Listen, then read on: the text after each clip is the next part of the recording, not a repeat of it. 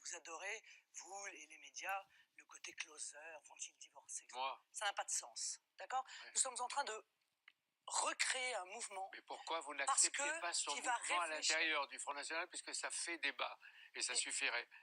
Mais il peut être à la tête d'un mouvement, mais il ne peut pas être en même temps à la tête d'un mouvement. Vous dites vous-même mouvement, d'ailleurs, ce qui voudrait dire que ce mouvement est un mouvement politique. Et c'est vrai qu'il en a, il faut bien le dire, toutes les qualités en quelque sorte. Bon. Et être vice-président chargé de la communication du Front National et de la stratégie du Front National. C'est aussi simple que ça. Encore une fois, personne... Ce matin, est-ce que vous dites qu'il faut qu'il la dissolution des Patriotes, ou qu'il se retire de la présidence? Il vous a dit non. Ce matin, je demande à Florian, comme je l'ai fait, de choisir. Et je lui dis, il faut maintenant le faire rapidement. Voilà. Non, mais il a choisi. Garder la présidence. Je ne crois pas. Il a dit hier. Je le crois. Il a dit avec même une certaine forme de brutalité. Oui, j'ai trouvé de ses propos, il faut bien le dire, un peu violents, c'est le moins qu'on puisse dire, et assez inadaptés à la situation. Il y a, encore une fois, un conflit d'intérêts, c'est très à la mode, hein, d'essayer de réduire les conflits d'intérêts. Il y a un conflit d'intérêts qu'il a en quelque sorte lui-même créé avec la création de cette association. Eh bien, voilà, je lui demande de mettre fin à ce conflit d'intérêts. Et je suis absolument convaincu. S'il continue à dire non. Mais écoutez, nous verrons cela, monsieur El Kabbach. Nous verrons cela. Voilà. Moi, je crois à l'intelligence. Je crois que lorsqu'il existe une divergence, on peut réussir à la régler. Mais si on ne peut pas régler cette divergence, je suis présidente du Front National et par conséquent, je prendrai des décisions nécessaires pour que ce conflit d'intérêts cesse, tout en permettant à tout le monde de travailler. C'est-à-dire dehors.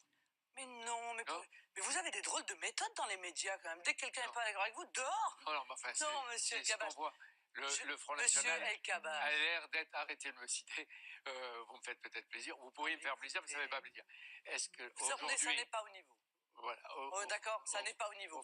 Le Front National est au bord de l'implosion aujourd'hui. Vu de l'extérieur. Non. Il y a des gens qui partent, il y a des gens qui sont désenchantés, il y a des gens qui vous critiquent, c'est assez extraordinaire. Il y a 11 millions de Français qui ont voté pour moi au second tour de l'élection présidentielle. Est-ce qu'ils voteraient encore aujourd'hui pour vous? Et pourquoi voteraient-ils pas? C'était quand même il y a peu de temps. Bon, il y a 11 millions de Français qui nous ont fait confiance. Nous leur devons quelque chose. Nous leur devons quelque chose. Nous leur devons cette refondation. Hier. Non mais laissez-moi quand même terminer une phrase, monsieur El Kabbach. Soyez gentil parce que je sais que vous adorez ce genre de chicaya. Moi non. Je veux la vérité. Moi non. Parce que je suis, encore une fois, dans un processus de refondation d'un grand mouvement politique, qui doit être un mouvement qui va représenter l'alternance à une politique dévastatrice qui est celle menée par Emmanuel Macron. Ce que nous voulons construire dans cette refondation, ça n'est pas seulement le Front National. Le Front National est un instrument, c'est un outil. Nous voulons construire la France de demain, dans le monde de demain. C'est donc absolument essentiel que chacun se concentre, encore une fois, sur cette mission.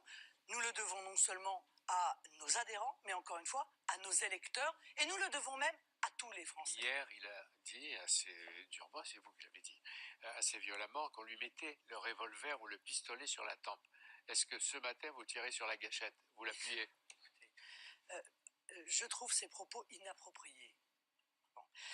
Vous me parlez de ce que Florian Philippot a dit hier. Le pistolet sur la tempe. M. Trump a menacé de détruire la Corée du Nord. Ça me paraît quand même beaucoup plus important. Voyez-vous, pour l'avenir du monde. Donc, parlons donc des sujets qui intéressent. On va y arriver. Encore une minute. La semaine dernière, qu'on y arrive, quand même. Il était ici, Florian Philippot, il n'excluait pas que le Front National soit présidé par quelqu'un qui ne porte pas le nom de Le Pen. Écoutez-le.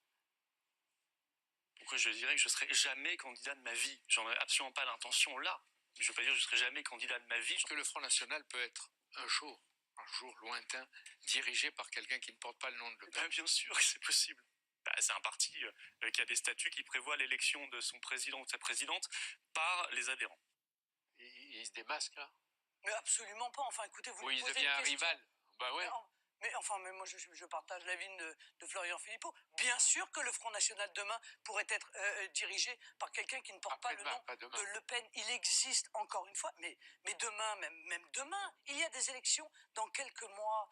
Le principe de la démocratie, y compris de la démocratie interne, c'est que chacun arrive avec la ligne politique qu'il propose, et ce sont les adhérents du Front National qui votent pour choisir leurs dirigeants. Voilà, ça ne pose aucune difficulté. Et que Florian Philippot ait des ambitions, mais mon Dieu, il n'est pas le seul à en avoir, et ce n'est pas obligatoirement critiquable que d'avoir de l'ambition dans un mouvement politique. Vous, quelques-uns, peut-il durer encore longtemps jusqu'à votre congrès du mois de mars?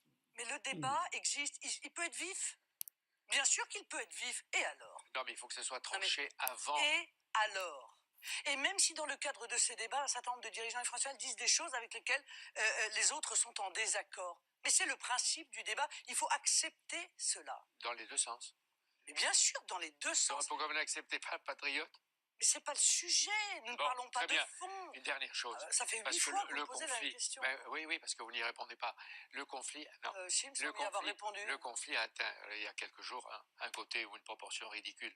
Parce que ses amis, et ça a été dit partout, les amis de Philippot sont allés manger à Strasbourg un couscous. Tout le monde lui est tombé dessus. Oui. Est-ce qu'il y a deux lignes, le couscous et la choucroute? C'est-à-dire deux. Est-ce que ça veut dire idéologiquement quelque chose chez vous? Mais mon Dieu. Oui, je sais. Mon Dieu. Alors? Quelle honte. Quelle honte de réduire le Front National à cette politique, à cette polémique minable. Minable. Que les choses soient claires. Le Front National n'a strictement rien à voir avec ceux qui ont critiqué le fait que Florian Philippot mange du couscous. D'autant plus que vous devez... Non, mais je vais vous dire une chose, monsieur. Je me sens diminué d'être obligé de parler de ça. Vous voyez, je vous le dis franchement, moi, grande... Moi aussi. Non, mais